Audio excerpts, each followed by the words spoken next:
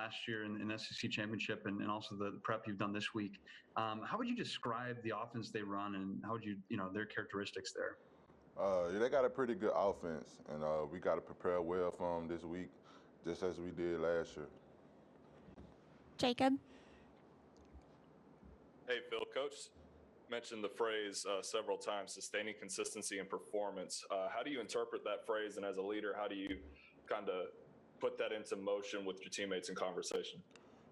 Just keep building on it every week, keep preaching it to the guys, and I think we just got to all come together as a team and keep pushing and finish in the fourth quarter.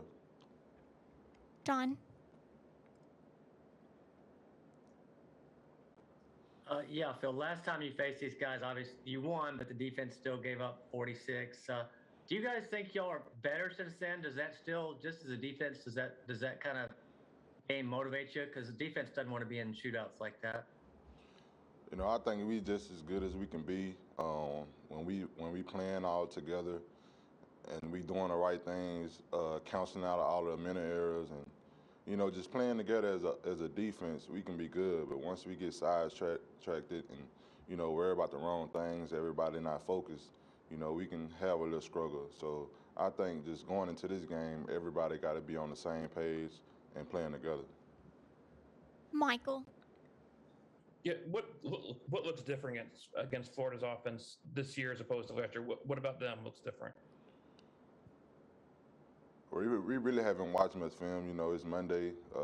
We got the 24-hour rule, so today we start on those guys. So it's nothing really I can't give you just yet. Steven? Being a veteran, Phil, when you watch a guy like Koolaid McKinnonstry get his first pick as a young guy, what does that do for you as a veteran? I mean, how does that help his confidence as he sees I can make plays out here? That's a big question. I think Kool-Aid's, man, he brings a lot of energy.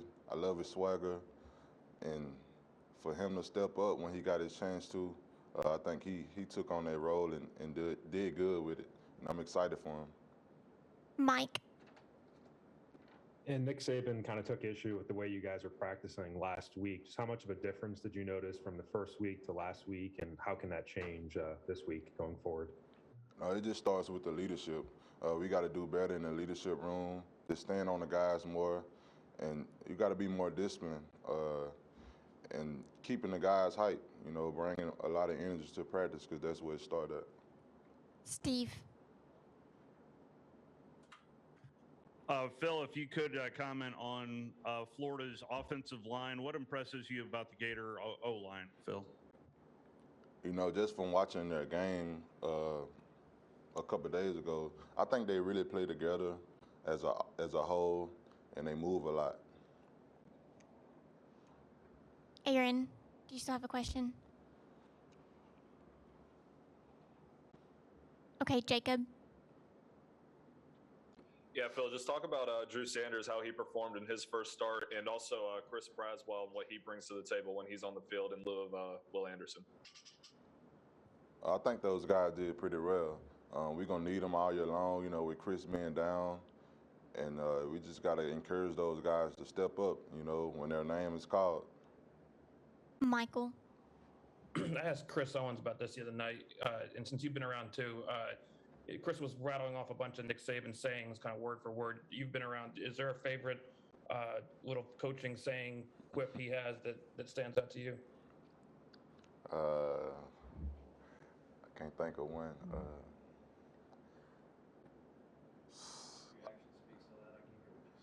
Oh, yeah.